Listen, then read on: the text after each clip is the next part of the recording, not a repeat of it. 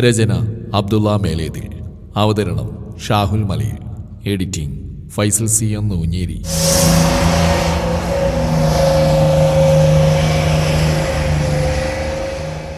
ഉണ്ണി ബസ്സിൽ നിന്നിറങ്ങി ബാഗും പിടിച്ച് പതിയെ നടന്നു.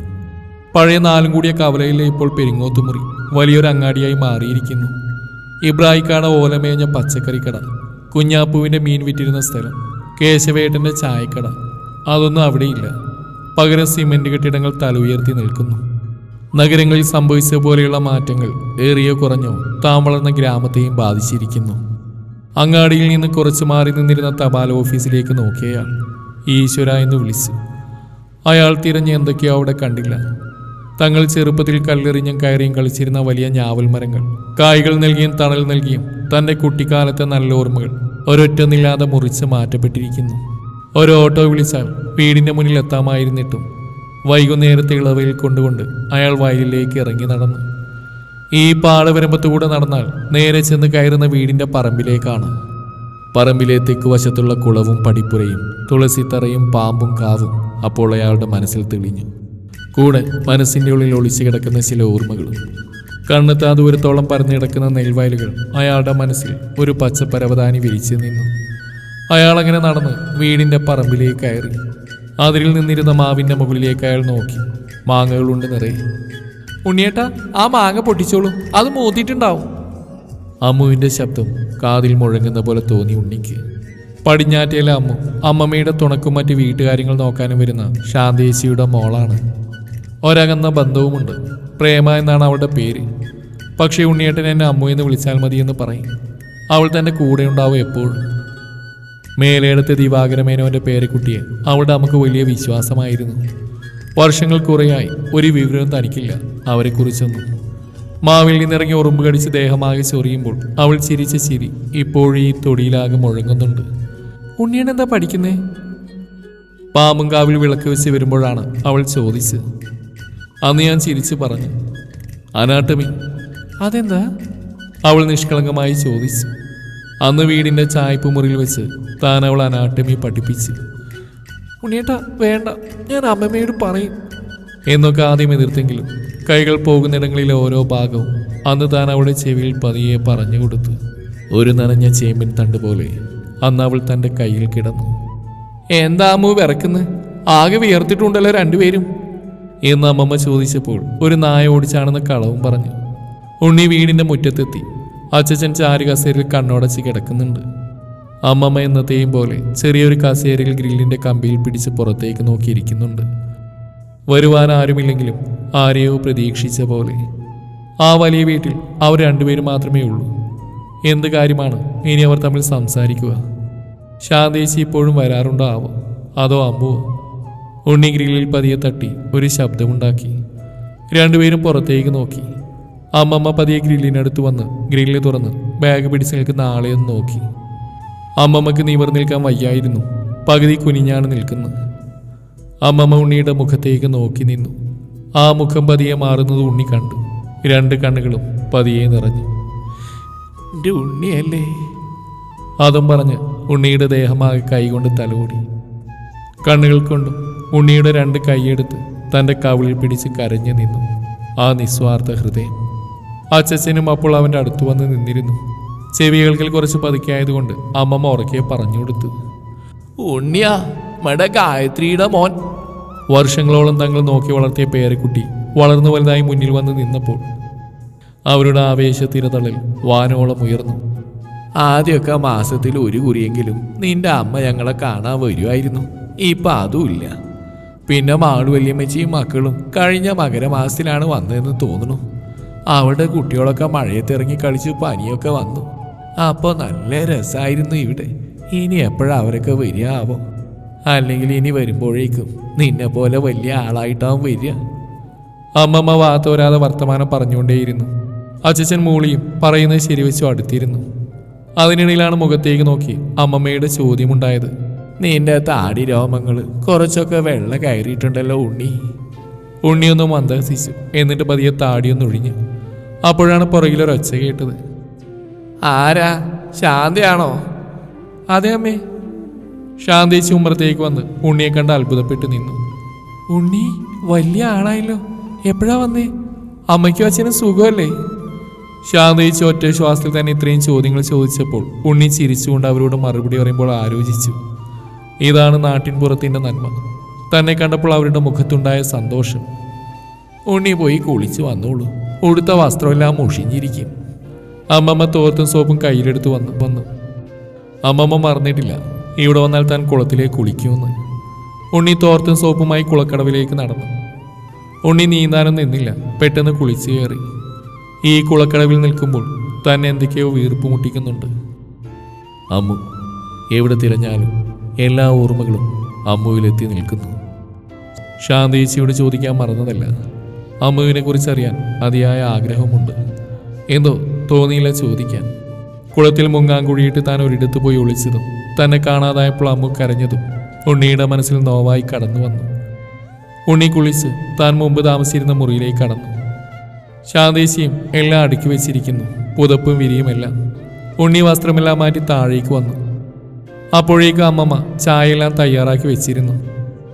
ചായ ഗ്ലാസ് പഴയതുപോലെ അമ്മമ്മ ഇരുന്ന് ചൂടാറ്റുന്നുണ്ട്. കാവത്ത്, കൂർക്ക, ചക്ക മെഴുകിയത്, ഉണ്ണിയപ്പം തുടങ്ങിയ ഒരുപാട് വിഭവങ്ങൾ നിരത്തി വെച്ചിട്ടുണ്ട്. ഉണ്ണി ഓരോന്നായി കഴിക്കാൻ തുടങ്ങി. പശുവിൻ പാലിട്ട ചായക്ക് ഇപ്പോഴും ആ പഴയ മാധുര്യം. ചായ കുടിക്കുമ്പോൾ അബുവിനെ ഓർമ്മ വന്നു. തൻ്റെ കളിക്കൂട്ടുകാരൻ, എല്ലാത്തിനും തൻ്റെ കൂടെ നിന്നിരുന്നവൻ. ഒരിക്കൽ കറവക്കാരൻ വരാത്ത ദിവസം തൊഴുത്തിലെ നന്ദിനി പശുവിൻ്റെ പാല് ഇറക്കാൻ താനും അബുവും പോയതും നന്ദിനി പശു കാലുയർത്തി ചവിട്ടിയതും അബുവും പാത്രവും തൊഴുത്തിൽ വീണതും ഓർത്ത് ഉണ്ണിയൊന്ന് ചിരിച്ചു. ചായ കുടിക്കുമ്പോൾ ചിരിക്കല്ലേ ഉണ്ണി, തരിപ്പി കയറും. അമ്മമ്മയാണ്. എപ്പോഴും ഒരു കരുതലാണ് അമ്മമ്മയ്ക്ക്, മക്കളോടും പേരക്കുട്ടികളോടും, തിരിച്ചവരോടും. എല്ലാവരും പഠിപ്പും ജോലിയും മക്കളൊക്കെയായി സ്വന്തം ലോകത്തിലേക്ക് ചുരുങ്ങി. താൻ പോലും അപ്പോഴും ആരോടും പരിഭവമില്ലാതെ രണ്ടുപേരും ഇവിടെ കഴിഞ്ഞു പോകുന്നു. ഉണ്ണി ചായ കുടിച്ചതിന് ശേഷം അടുക്കളയിലേക്ക് നടന്നു. ശാന്തേച്ചി രാത്രി ഭക്ഷണം തയ്യാറാക്കുന്ന തിരക്കിലായിരുന്നു. ഉണ്ണിയെ കണ്ടപ്പോൾ പഴയതുപോലെ ഒന്നുകൂടി ചിരിച്ചു. നിഷ്കളങ്കമായ നാട്ടിൻപുറത്തിൻ്റെ സ്വന്തം ചിരി. ശാന്തേച്ചി, അമ്മുവിൻ്റെ വിശേഷം എന്താ? ഉണ്ണിക്ക് ചോദിക്കാതിരിക്കാൻ കഴിഞ്ഞില്ല. അവൾ കല്യാണം കഴിഞ്ഞ് പോയില്ലേ, നാളെ വരുമായിരിക്കും. മരുമകൻ മാഷ, 2 കുട്ടികളുണ്ട്, ഒരാണും പെണ്ണും. ഉണ്ണിയും തന്നെയാ മോനെ വിളിക്കുക. ശാന്തേച്ചി അങ്ങനെ പല കാര്യങ്ങളും പറഞ്ഞുകൊണ്ടേയിരുന്നു. ഉണ്ണി പതിയെ അവിടുന്ന് മുറ്റത്തേക്ക് ഇറങ്ങി. ഉണ്ണിയുടെ ഇനി എന്നാ വരിക? എന്നെ മറക്കുമോ? ബാംഗ്ലൂരിലേക്ക് പഠിക്കാൻ പോകാൻ തീരുമാനിച്ചപ്പോൾ അവൾ ചോദിച്ചതാണ്. അവിടെ പോയി പഠനവും ജോലിയൊക്കെയായി വർഷങ്ങൾ കഴിഞ്ഞു. ഒരിക്കൽ പോലും താനിങ്ങോട്ട് വന്നില്ല. ബാംഗ്ലൂരിലെ ഹോസ്റ്റൽ ജീവിതവും പഠനവും ജോലിയും തന്നെ മറ്റൊരു വ്യക്തിയാക്കി മാറ്റി. അതിനിടയിൽ മനസ്സിലേക്ക് ഒരു ബിന്ദുവായി പോലും അമ്മുവ ഈ വീടോ ഈ കുളക്കടവോ തന്നെ ആലോചനപ്പെടുത്തിയില്ല. ഉണ്ണി, മുറ്റത്ത് അങ്ങനെ നിൽക്കേണ്ട, ഇങ്ങോട്ട് പോരൂ. അമ്മമ്മയാണ്. ഇതുവരെ നാമം ജപിക്കുന്ന കേട്ടിരുന്നു. ഉണ്ണി ഉമ്മറത്തേക്ക് കയറി. അച്ഛൻ മുറിയിൽ പോയി കിടന്നിട്ടുണ്ടാവും. ഉണ്ണി ഉമ്മറത്തേക്ക് കയറി അച്ഛൻ്റെ ചാരുകസേരയിൽ തലചാരി കിടന്നു. ഉണ്ണി, അമ്മമ്മ വിളിച്ചു. എന്തായി ബാംഗ്ലൂരിലെ കാര്യങ്ങൾ? കുറച്ചൊക്കെ അമ്മ പറഞ്ഞു. അമ്മമ്മ വിഷമിപ്പിക്കാൻ വേണ്ടി ചോദിച്ചതല്ല.